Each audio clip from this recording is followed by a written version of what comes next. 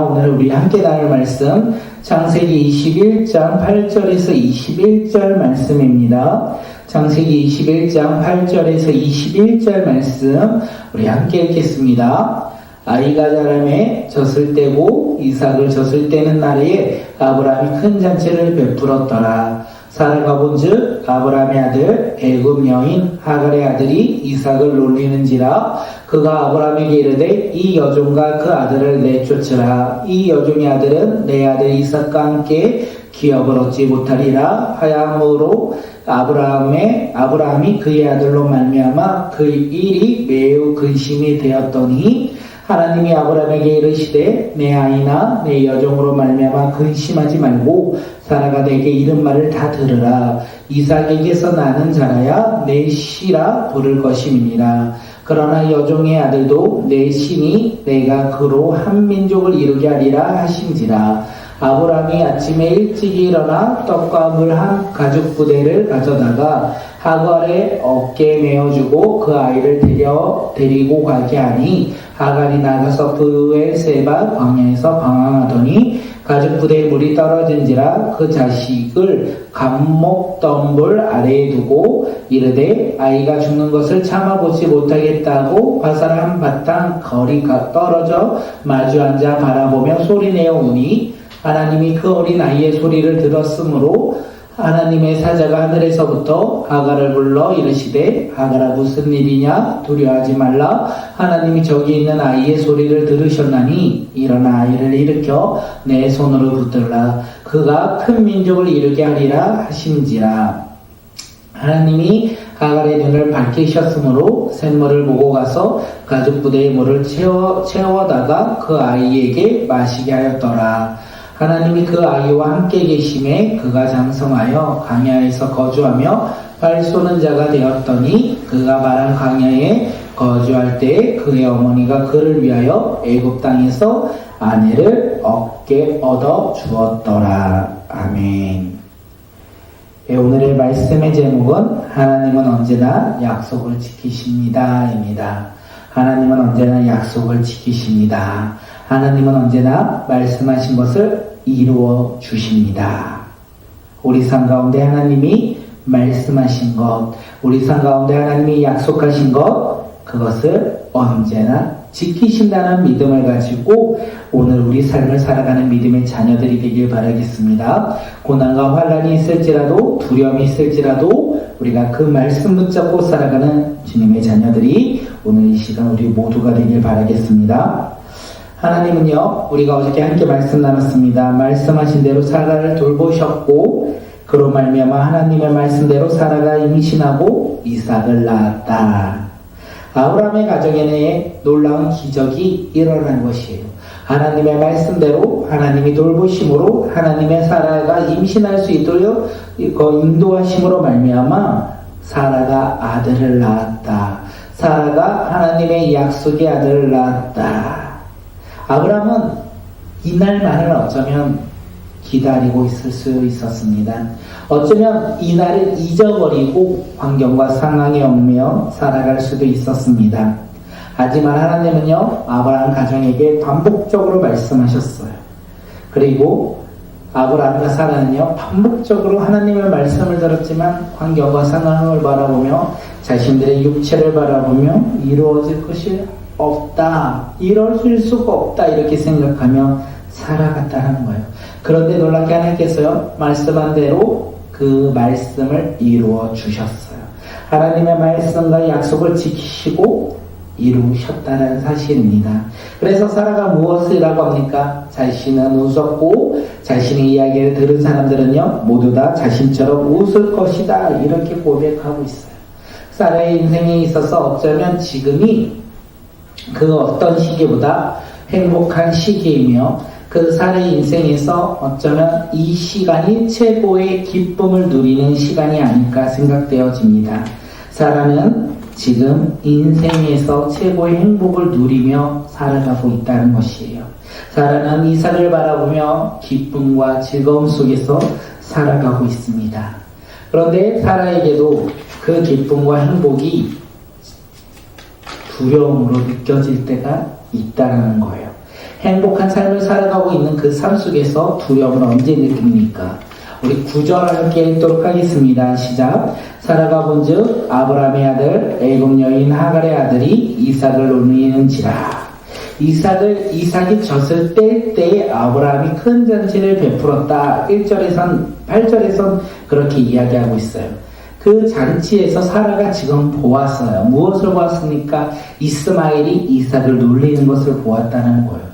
어쩌면 이 모습을 통하여 사라는 두려움을 느꼈을 것입니다. 왜 그렇습니까?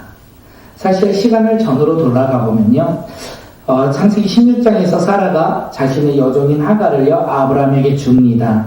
아브라함에게 주면서 그가 하갈이 아들을 낳으면 자신의 양자로 삼고자 결단하며 하갈을 아브라함에게 줘요. 그러면서 사라뿐만 아니라 아브라함도 이렇게 하갈을 아내로 맞이하였고 그 다음에 아들을 낳았어요. 그가 바로 이스마엘이죠. 그리고 이스마엘을 통하여 하나님의 약속하신 자녀가 이 이스마엘이라 생각하면서 이스마엘을 낳고 10여 년 동안 어떻게 살았습니까? 이스마엘을 바라보며 그만을 바라보며 살았어요.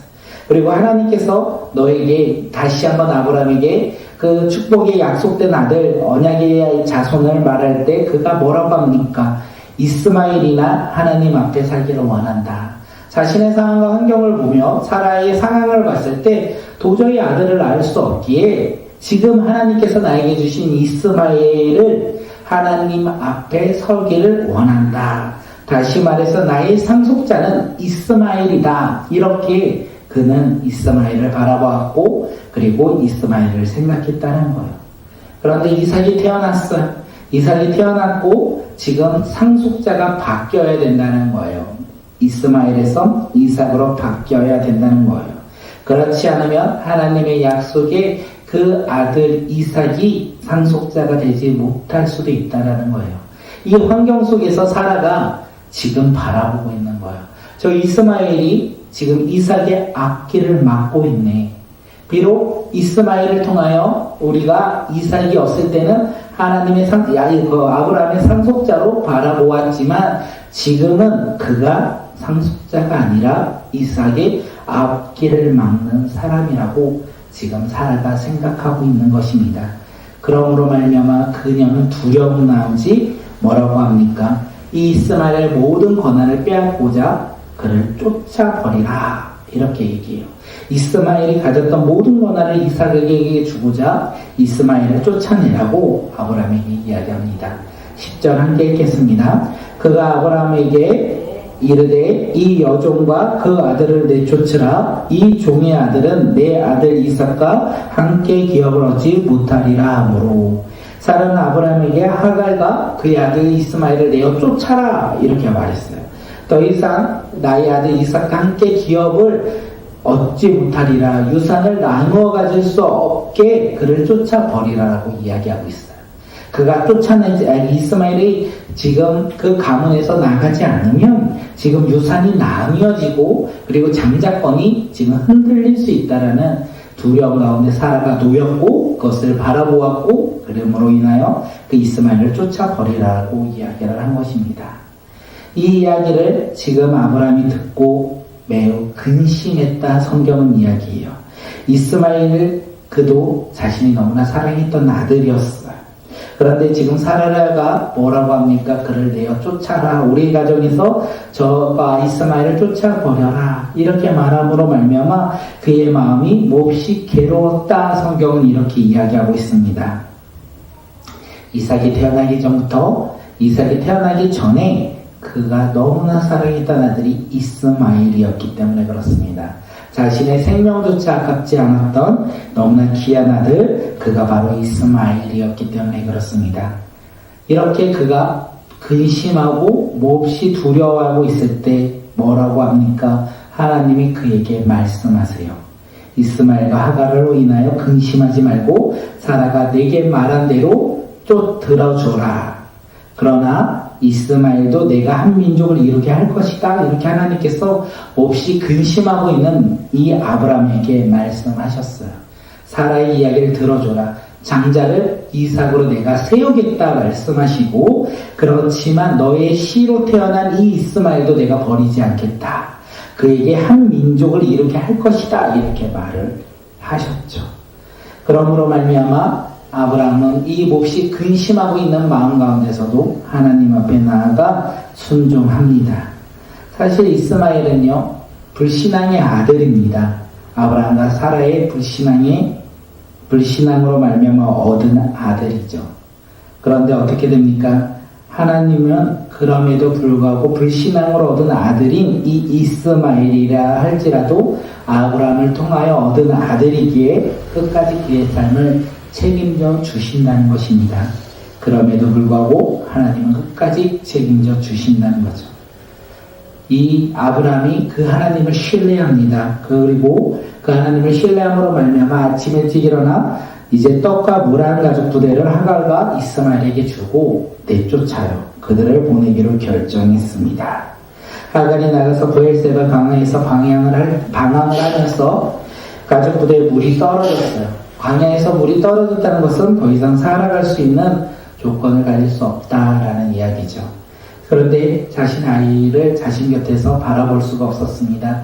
그래서 멀찍이 떨어져서 화살을 쏠 수 있는 그 거리만큼 떨어져서 지금 하갈은 이스마엘을 바라보며 울고 있었어요. 하갈만 울었습니까? 그 아이 이스마엘도 울었다. 성경은 이렇게 이야기하고 있습니다.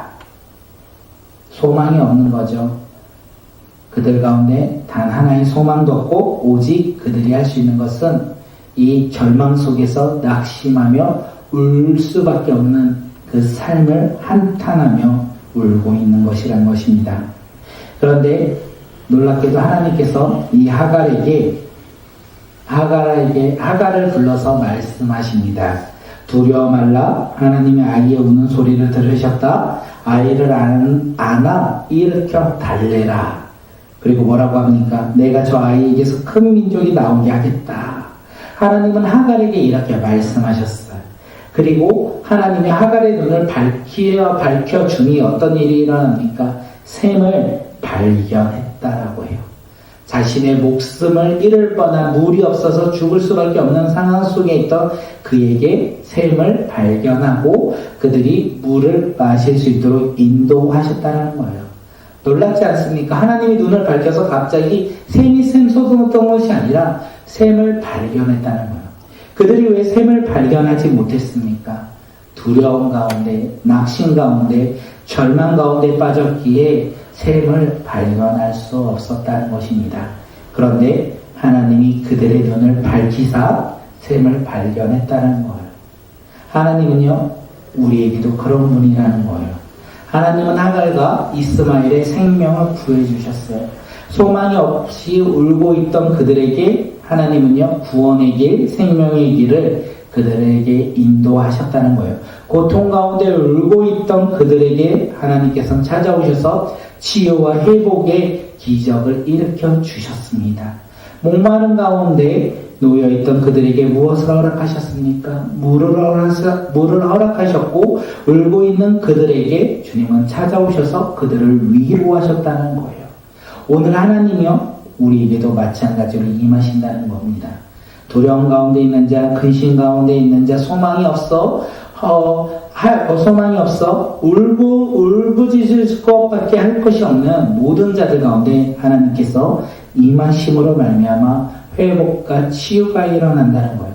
그것이 바로 오늘 우리의 삶이 것이고 우리의 삶을 통하여 믿지 않는 자들의 삶에 변화되는 모습인 것입니다. 그렇게 우리는 소망을 가지고 살아가는 자, 우리는 회복과 치유를 바라보며 살아가는 믿음의 자녀들이 되었으면 좋겠고, 목마른 자들 가운데 나아가 생수의 샘을 증거하며 전하는 믿음의 자녀들이 되었으면 좋겠고, 또한 우는 자들에게 나아가 위로를 전하는 믿음의 자녀들이 바로 이 시간 우리 모두가 되길 바라겠습니다. 20절 함께 읽도록 하겠습니다. 하나님이 그 아이와 함께 계심에 그가 장성하여 광야에서 거주하며 활 쏘는 자가 되었더니 하나님이 그 아이와 함께 계심에 이스마엘이 성장하는 그 동안 하나님이 함께 하셨다는 거예요. 이스마엘이 성장하는 동안 하나님께서 그와 함께 하셨다는 거예요. 그가 활선원자가 되어 애굽 땅에서 여자를 아내를 얻고 가정을 꾸렸다. 성경은 우리에게 이야기해요. 하나님은요, 아브라함에게 말씀하신 이 이스마엘을 통하여 한 민족을 이루겠다라는 말씀을요, 지키신 거예요. 어떻게요? 함께 하심으로 그가 성장할 때 하나님이 함께함으로 말미암아 그가 가정을 꾸리고 민족을 이루어 나갈 수 있도록 하나님께서 그를 지키시고 인도하셨다는 것입니다. 하나님께서 이스마엘을 사랑하여 그렇게 이스마엘에게 행하신 것이 아니라 하나님이 아브라함을 사랑하여 아브라함에게 말씀하신 것을 이루셨다는 거예요. 아브라함의 불순종조차 하나님께서 그럼에도 불구하고 하나님은요, 그 불순종을 순종으로 변화시켜 주셨다는 것입니다. 하나님은 약속을 지키시는 분입니다. 하나님은 믿음의 사람들에게 행하신 그 약속을요, 지키셔요. 오늘 우리 가운데 주신 하나님의 약속이 있습니까? 오늘 우리 가운데 주신 하나님의 말씀이 있습니까? 소망이 있습니까? 꿈이 있습니까? 그러면 하나님은요, 이루어 나가신다는 거예요. 환경과 상황 속에서 두려움과 근심 속에 이루어질 것 같지 않는 우리의 모습 속에서도 어떻게 해요? 하나님은요, 우리의 눈을 밝히시고 우리를 인도하시는 분이라는 거예요. 하나님의 말씀이 우리 삶 가운데 이루어질 것 같지 않는 그 두려움 가운데 고통 속에서 우리가 살아갈지라도요, 하나님은요, 그 말씀을요, 이루시고 인도하신다는 것입니다. 목마른 가운데 우리에게 샘을 주실 것이고요, 우는 우리 가운데 위로하시는 분, 또한 말씀으로 우리 가운데 동행하심으로 말미암아 그 말씀을 이루어 가시는 분이 바로 우리 하나님이고, 그 하나님께서 오늘 믿음의 자녀들 가운데 약속하신 대로 이루어 주신다는 것입니다. 그렇게 우리는 믿으며 나아가야 돼요. 우리가 해야 될 것이 무엇입니까? 하나님의 말씀을 바라보며 그 말씀대로 믿음으로 순종하는 그 길을 걸어가야 합니다. 우리가 비록 어리석고 연약하여 불순종의 길을 걸을지라도 주님은요, 우리를 보호하시고 인도하시는 분이에요. 아브라함의 모습을 통하여 우리에게 말씀하신 것이 아닐까 생각되어집니다. 우리가 그 주님을 바라보며 그 주님을 신뢰하며 그 말씀을 의지하며 우리가 말씀 가운데 이루어 주실 그 하나님을 기대하며 우리가 주님 앞에 나아가는 주의 백성들이 되었으면 좋겠습니다. 특별히 우리가 이번 추석 연휴 기간 동안에 하나님께서 행하심을 기대했으면 좋겠습니다. 하나님은 우리 가운데 행하십니다. 추석 연휴 기간 동안 우리 가운데 말씀하셨죠. 온유하며 겸손한 마음으로 하나님 말씀에 순종하여 섬기라고 말씀하셨어요. 그 주의 말씀을 붙잡고 우리가 이번 추석 연휴 기간 동안 온유한 마음과 겸손한 마음으로 주의 말씀에 순종하는 마음으로 나아갈 때 주님은 놀랍게 일하실 것입니다. 하나님 말씀에 순종하는 믿음의 자녀를 통하여 일하실 것입니다. 그 주님을 신뢰하며 그 주님을 바라보며 우리 이 시간 함께 기도했으면 좋겠습니다. 우리 기도할 텐데, 하나님은 언제나 약속을 지키시고 하나님은 언제나 우리 가운데 주신 꿈을 이루어 주십니다. 그렇기에 오늘 우리는 믿음으로 주님의 말씀을 붙잡고 주님이 주신 꿈을 향하여 한 걸음 내딛습니다. 주님, 바로 그때 하나님의 약속의 때가 이루어진 그때를 기다리며 나아가는 믿음의 자녀들이 오늘 이 시간 우리 모두가 되게 해달라고 우리 함께 기도하며 결단하겠습니다.